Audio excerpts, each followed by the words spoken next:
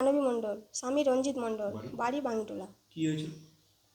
প্রথমে ঘরের আবেদন কাগজ নিয়ে গেছিলো, নিয়ে যাওয়ার পরে ঘরে আসলো, মেম্বার বললো ঘর এসছে, অন্য অ্যাকাউন্টে টাকাটা চলে গেছে মেম্বার বললো, দিয়ে টাকাটা তুলে 40,000 হাতে হাতে দিয়েছে।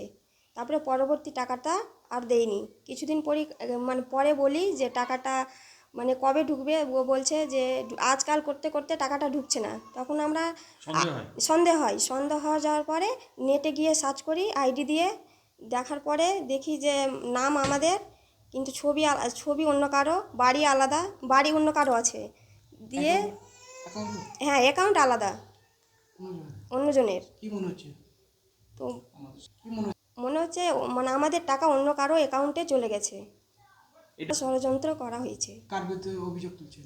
তৃণমূলের মেম্বারের করে। আপনারা কি অভিযোগ করেছেন? করেছি, বিডিওকে জানিয়েছি, অফিসে বিডিও অফিসে গিয়ে জানিয়েছি। অভিযোগ টাকা যেন যাচ্ছে, যে পেয়ে যাই। আপনার নাম? আমার নাম মানবী মণ্ডল।